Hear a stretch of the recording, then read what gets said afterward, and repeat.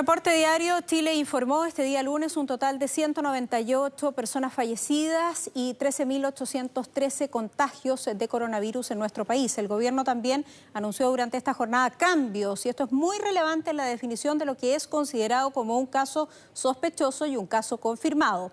Para tener el detalle de esta información estamos con la doctora Janet Davant, quien es infectóloga del Hospital Clínico de la Universidad de Chile, además miembro de la Sociedad Chilena de Infectología. Muchísimas gracias por acompañarnos y muy buenas noches. Hola, Soledad. Tenemos gráficas preparadas para esto, ¿le parece? Vamos a partir entonces por los síntomas que se han establecido aplicando el criterio para casos, como lo dice la gráfica, sospechosos y confirmados. Vamos primero con los sospechosos.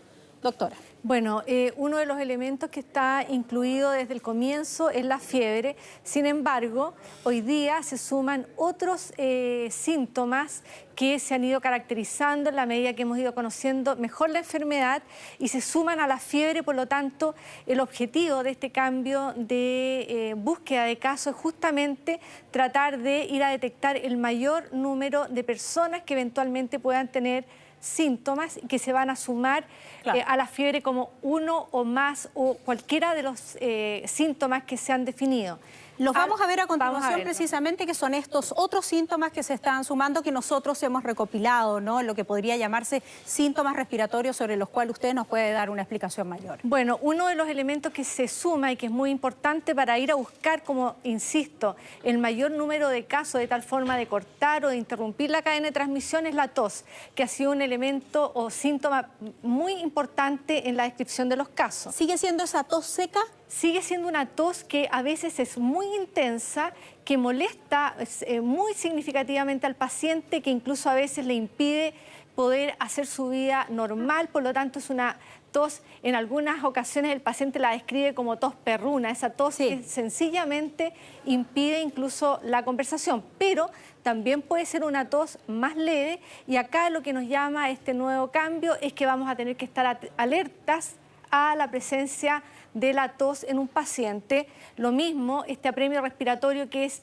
respirar más apresuradamente y que nos cansa además, porque necesitamos respirar más rápidamente, fundamentalmente porque nuestros pulmones están siendo invadidos por este virus que los está afectando. Eso, solo para puntualizar algo, doctora, ese apremio respiratorio es como evidente. Uno se siente respirando más rápido sin haber hecho mayor esfuerzo, o sea, un ejercicio significativo no se ha hecho, por lo tanto la persona siente que le falta el aire. Perfecto. Dolor de garganta. El dolor de garganta es otra molestia que ha sido importante en la descripción hasta acá de todos los casos que han sido publicados, y por lo tanto nuevamente es un elemento importante para la detección. Es un dolor el dolor de garganta que produce cualquier otro virus respiratorio. Aquí lo que nos va a llamar es hacer el diagnóstico diferencial si eventualmente el paciente tiene la infección por este nuevo coronavirus. Dolores musculares. Lo mismo, los dolores musculares son parte de estos síntomas generales que el paciente tiene. Esa sensación de sentir dolor de cuerpo, estar apaleado, como dice comúnmente las personas, es un síntoma relevante que también nos va a hacer sospechar esta infección. Lo mismo el decaimiento, la cianosis aparece porque es un elemento de alerta, es un elemento que debe hacer consultar precozmente a una persona, llevarla rápidamente a un servicio de urgencia y a nosotros los clínicos hacer el diagnóstico, porque significa que hay dificultades en que ingrese el oxígeno hacia el pulmón y desde el pulmón hacia la sangre. Por lo tanto, tenemos un problema ya bastante más serio de la enfermedad. ¿Cómo puedo diagnosticar eso? Entiendo que son algunos colores azules, por ejemplo. Habitualmente el paciente va a tener el apremio respiratorio, le cuesta respirar, más este color azulado de los labios, de los dedos, de las orejas. Un paciente se ve con mala cara, se ve enfermo y nos debe hacer rápidamente sospechar. Estos pacientes van a requerir hospitalización. Así como otro síntoma sospechoso es la diarrea, ¿no? Este es un virus bastante interesante, al igual que la influenza. El año 2009, un elemento que ha sido significativo es la aparición de dolor abdominal y la aparición de diarrea.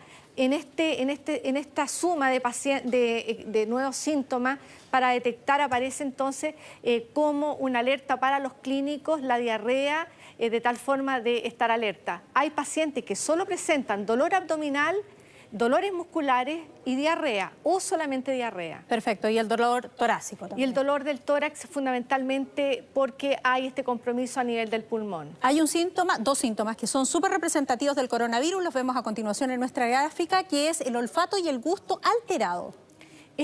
Son dos síntomas que han ido apareciendo en forma reiterada y que relatan los pacientes que han sido afectados por este virus. Una de las formas que hemos visto que puede evidenciarse esta falta de olfato es, por ejemplo, no oler el vinagre, que es un olor bastante intenso y característico. Es uno de los elementos que uno puede utilizar para saber si hay alteración del olfato.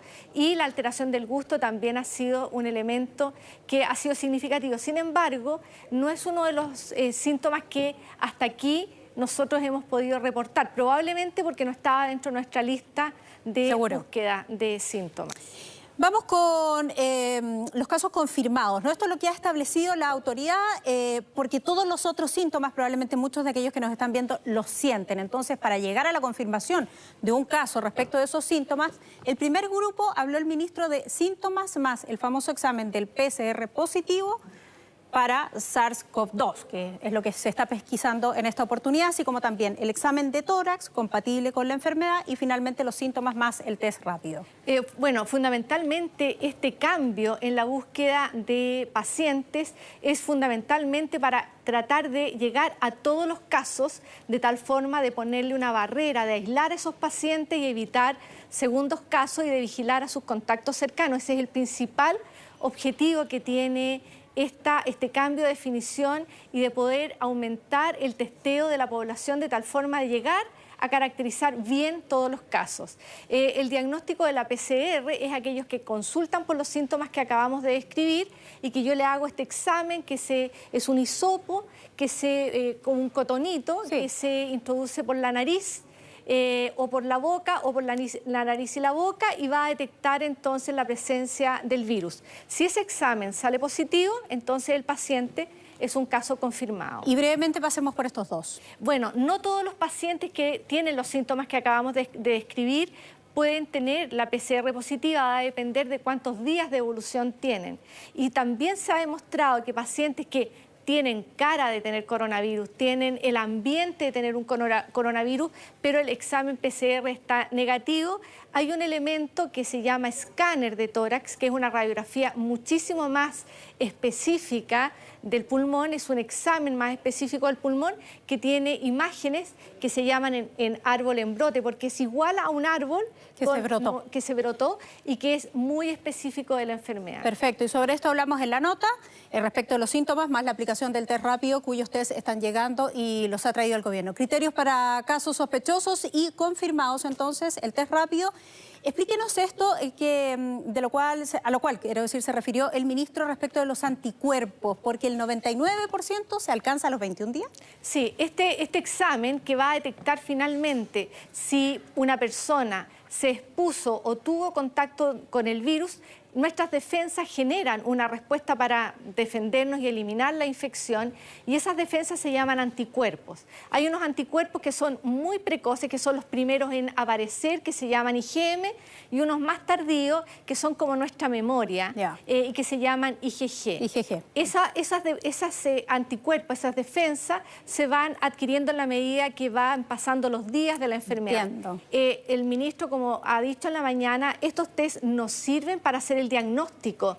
El pilar diagnóstico sigue siendo para el laboratorio el test de PCR. Sin embargo, estos exámenes de anticuerpos nos van a ayudar a diagnosticar a aquellos que lleguen más tarde al hospital o aquellos que nosotros después queramos estudiar en la población, de tal forma de saber la magnitud que tuvo esta enfermedad en la población general. Bien, distintas medidas que han ido apareciendo, además, ¿no? Con el correr del tiempo y en la medida en que se sabe más respecto del comportamiento del coronavirus aquí en nuestro país. Doctora, muchísimas gracias por haber sido tan clara con nosotros en esta entrevista. Buenas noches, gracias a ustedes.